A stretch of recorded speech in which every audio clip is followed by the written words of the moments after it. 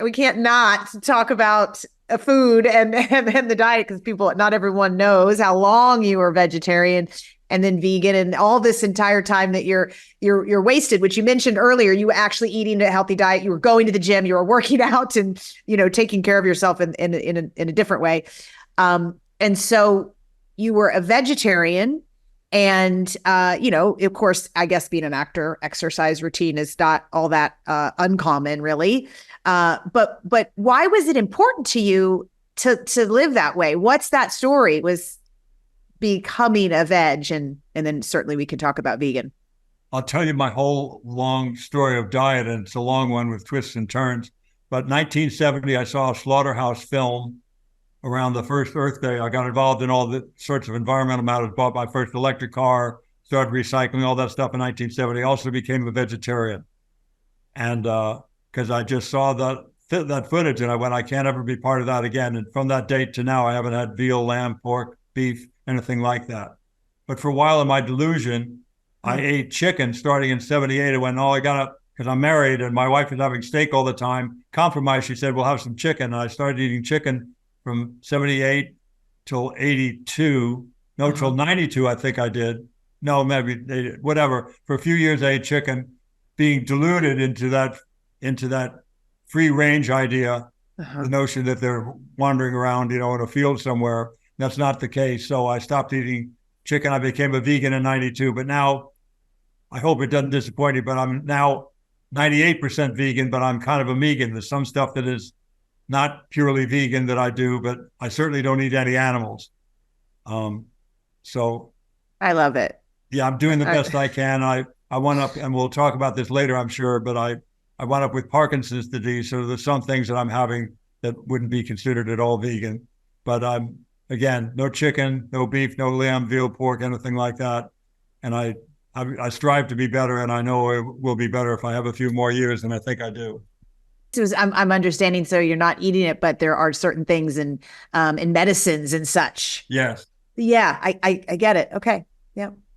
Yeah, we definitely want to go there. I just wanted to ask you, I didn't realize that you became a vegetarian because of animals. I had always thought that it was an environmental reason. It was both, actually. Yes, it was. Thank you for reminding me of that. There's that angle too. Somebody said, and it was a wild thought back then, it's better for the planet too. What are you talking about? But of course they were right. It was.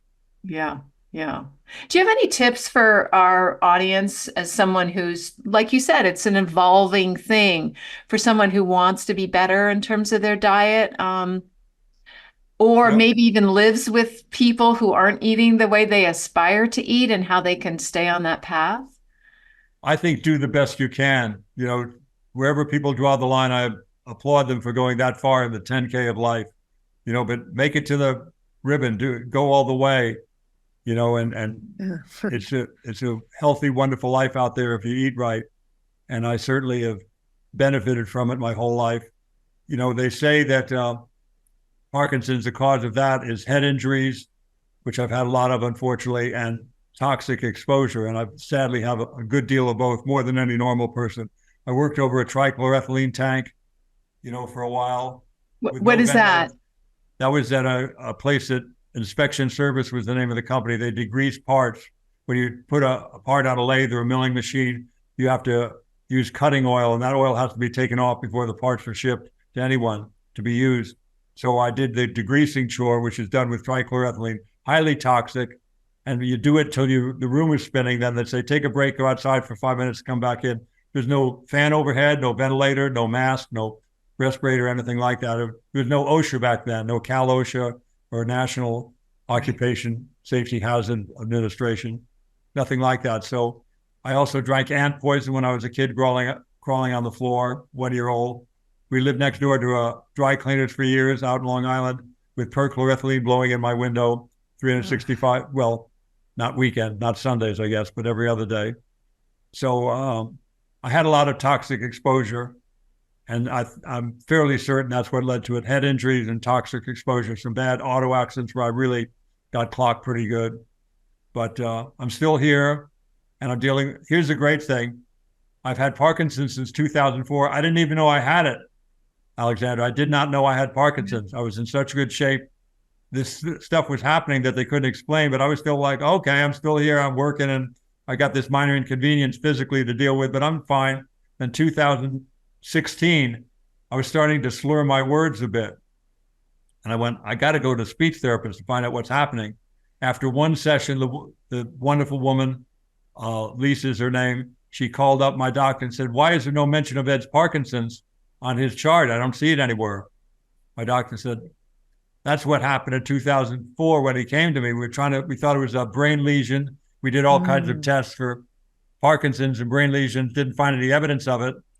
So we shrugged our shoulders. We thought it was something we didn't, like a virus or something. And she saw it right away because she deals with nothing but Parkinson's patients. And she saw it right away, as did other neurologists that would see me at a party. They go to my cousin Tim, they said, how long has Ed had Parkinson's? This is 2011 or 12 or something like that. My cousin rightly said, as I would have said, I don't have Parkinson's. Ed didn't have Parkinson's. In fact, I did, but the neurologist spotted it. So 2016, I got diagnosed, and here it is. And to keep in mind, I've had it since 2004.